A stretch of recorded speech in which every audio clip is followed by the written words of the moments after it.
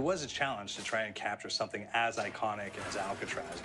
You know about this. This is arguably the most famous prison in the world, and now you're in it. Just the space, the physicality of it, because it's quite claustrophobic. When modern-day prisons are designed, they really consider not intimidating people or making the spaces, as least stressful as possible. Well, Alcatraz didn't suffer from those restrictions.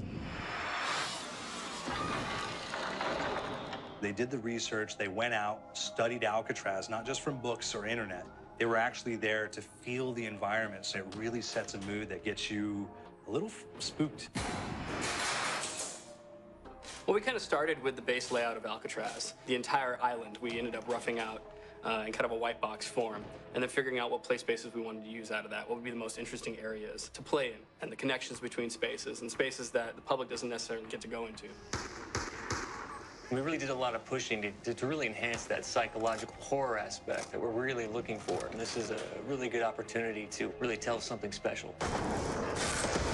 Like I got stuck right through the gates to hell! This time around, I feel like it's been identified that there are these side missions that you're going to go out and try to accomplish. Al and the rest of the groups put together this escape plan, but the point is to get the parts and assemble this plane so they can get off the island. We did something new for the first time. We have actually contextual music that goes off. So that's a first for zombies. And it's all based around this horror thriller aspect. Every location will have a specific stinger that you hear when you find it, when you discover it, when you start unraveling the story, we start building on the music that you're hearing, and it's really enhancing that experience and going along with it in parallel.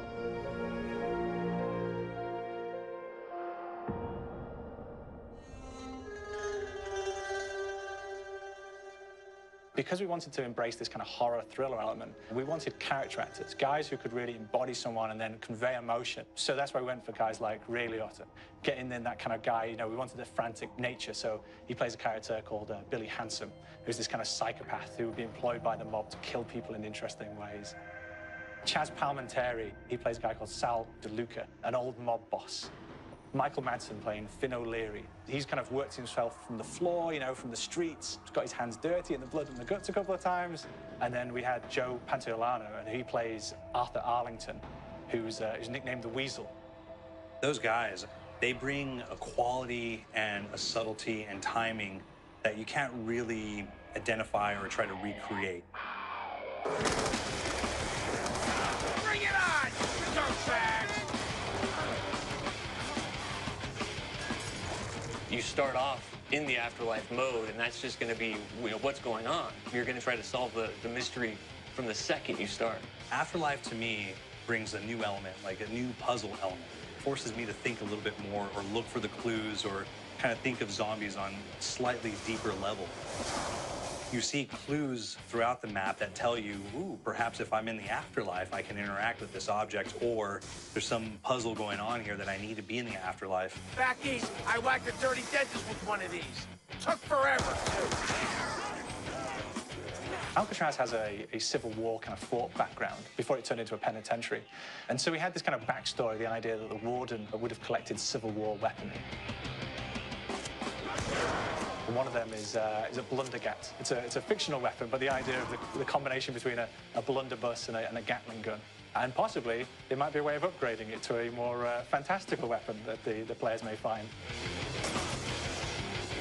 We all gotta go sometime. You just went now.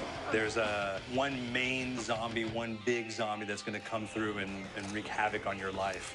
He'll lock down the perk machine, he'll close down the box, so you have to pay to get that open again. So you don't want him to interfere with your process. Now's a good time to pick a fight. Why you hurt me?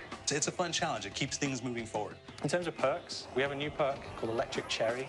When you reload, it gives a shock around, which scales over time. I was asking for it, these balls. There's so much to experience in this map.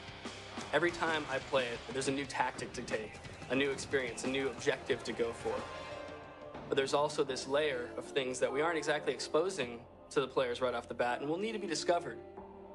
Don't let me go. Is it the calling we hear? We've got the undead in there, we've got these historical elements, and these fantastic actors all seem to be with peace with each other in this kind of same world. So It's magical, and our team is incredibly excited by it. This is the call.